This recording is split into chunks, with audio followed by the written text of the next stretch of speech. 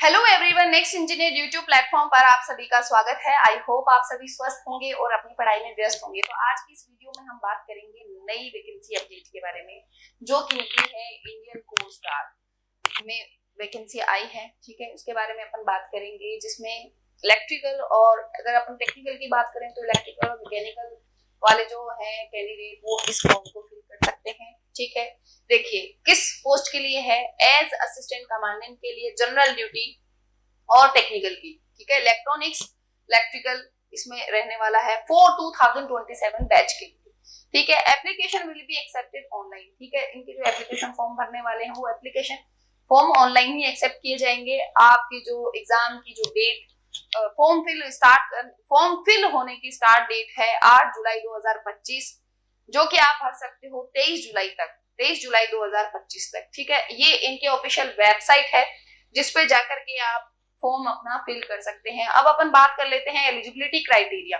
देखिए, general duty के लिए अगर आपको अप्लाई करना है तो उसके लिए आपकी एज लिमिट जो दे रखी है इसमें 21 से 25 के बीच में होनी चाहिए 1 जुलाई 2026 तक। ठीक है, और 5 साल का आपको एक रिलैक्सेशन मिलता है अगर आप कैटेगरी में आते हैं तो। एजुकेशन क्वालिफिकेशन इसमें should hold a graduate degree from a recognized university, और आपके पास में 10+2 में जो है आपके पास साइंस मैथ्स होनी बहुत जरूरी है, यानी मैथ्स और फिजिक्स आपके पास जरूरी है कि 12th में हो। उसके बाद प्लस इसमें आपसे ग्रेजुएशन भी मांगी है, यानी 10+2 में 12th में आपके पास 11th-12th में आपके पास साइंस मैथ्स होनी जरूरी थी, प्लस आपके साथ में आपको एक ग्रेजुएशन आपका होना भी जरूरी माना गया है इसमें। अब टेक्निकल की बात कर लेते हैं। टेक्निकल में मैकेनिकल, इलेक्ट्रिकल, इलेक्ट्रॉनिक्स के लिए वैकेंसी निकाली गई है, जिसकी एज लिमिट है वो 21 से 25 है। Age on same to same रहेगा 1 जुलाई 2026 तक। मेल कैंडिडेट जो है वो इसमें ये वाले फॉर्म भर सकते हैं। Should hold an engineering degree from a recognized university, इसमें भी वही बात करी गई है। इसमें जो है आपके पास बीटेक की डिग्री होनी चाहिए एक रिकॉग्नाइज्ड यूनिवर्सिटी से। ठीक है, equivalent qualification in any of the about discipline, यहाँ पे डिसिप्लिन लिखा हुआ है कि किस में आपके पास जो है वो डिग्री, कौन कौन सी ब्रांच वाले जो हैं जिनके पास बीटेक डिग्री होनी जरूरी है, कौन कौन सी ब्रांच वाले जो है ये वाला फॉर्म भर सकते हैं। तो एक बार देख लेते हैं। नवल आर्किटेक्चर और मैकेनिकल और मरीन और ऑटोमोटिव और मैकाट्रॉनिक्स और इंडस्ट्रियल एंड प्रोडक्शन और मेट्रोलॉजी और डिजाइन और एरोनॉटिकल और एरोस्पेस, या फिर equivalent qualification in any of the about discipline recognized by the institute of the engineers. ठीक है, as expected from section A and B. Okay, या फिर should hold an engineering degree from a recognized university in electrical, electronics or telecommunication or instrumentation and control or electronics and communication or power engineering or power electronics, या फिर equivalent qualification in any of the above discipline recognized by the institute। same to same जो ऊपर अपन ने पढ़ा है same वही mechanical के लिए जरूरी है, वही इलेक्ट्रॉनिक्स के लिए जरूरी है, वही इलेक्ट्रिकल ब्रांच के लिए जरूरी रहने वाला है। अब explanation on certain eligibility criteria अपन बात कर चुके हैं। ठीक है, अब अपन वैकेंसी पे आ जाते हैं किसमें कितनी पोस्ट निकाली गई है। आप जीडी के लिए अगर देखेंगे तो 140 वैकेंसी है, एससी की 25 है, एसटी की 24, ओबीसी की 35, ईडब्ल्यूएस की 10 और जनरल की 46, टोटल 140 वैकेंसी है। अब टेक्निकल में अगर अपन बात करते हैं टेक्निकल वाले पार्ट की, तो 30 वैकेंसी है। एससी की 3 है, एसटी की 4 है, ओबीसी की 8 है, ईडब्ल्यूएस की 2 है, जनरल की 13 है, टोटल वैकेंसी 30 हो गई। ठीक है, ये तो नंबर ऑफ वैकेंसी की बात करी अपन ने। अब एडिशनल एलिजिबिलिटी क्राइटेरिया क्या क्या है एक बार देख लीजिए, यह तो अपन को पढ़ना ही है।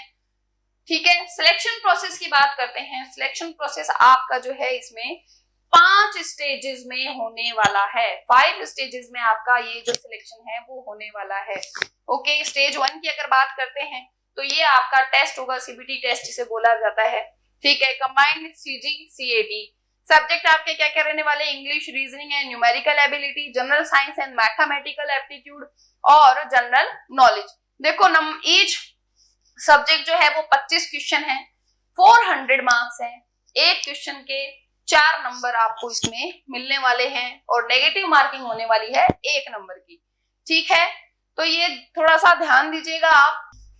तो स्टेज 1 में आपके जो है वो एग्जाम टेस्ट होगा आपका। ठीक है, उसके बाद में अपन स्टेज 2 की बात करते हैं। स्टेज 2 में देखिए आपसे क्या क्या जो है यहाँ पे फॉर्मेलिटी आपको करनी पड़ेगी। प्रीलिमिनरी सिलेक्शन बोर्ड पीएसबी जो है ये कंडक्ट करवाएगा। कैंडिडेट वेरिफिकेशन होगा, ठीक है, डॉक्यूमेंट वेरिफिकेशन होगा और अलॉटमेंट ऑफ सेंटर्स स्टेज 2 में होने वाला है। स्टेज 3 में FSB the candidate qualifying for stage 3 will be intimated on completion of stage 2 at respective centers। ठीक है, FSB is conducted at the Coast Guard Selection Board located at Noida and spans over 4-5 days। मतलब आपको stage 3 में 5 दिन वहां पे रुकना पड़ेगा।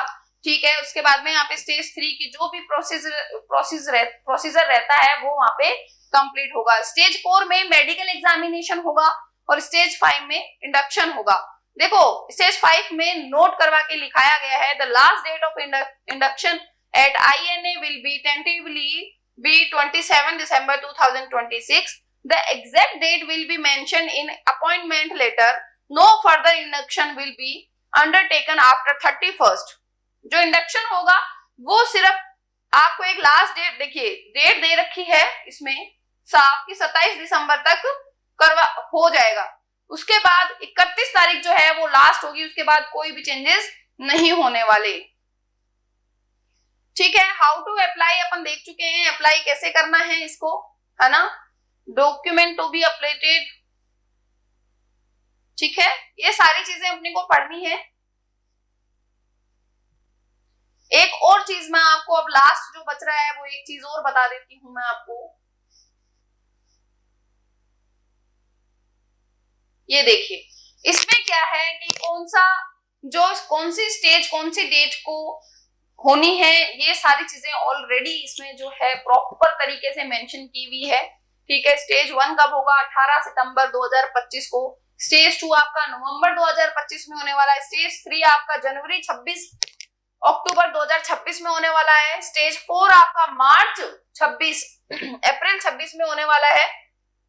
स्टेज 5 आपका दिसंबर 2026 में होने वाला है। ठीक है, इसी तरह की और न्यू अपडेट्स आपको मिलती रहे उसके लिए आप अगर चैनल पे नए हैं तो चैनल को सब्सक्राइब कर लीजिए। आपको सारी जो नई नई अपडेट्स हैं वो आती रहेंगी और मिलते हैं नेक्स्ट अपडेट के साथ। थैंक यू सो मच, अलविदा।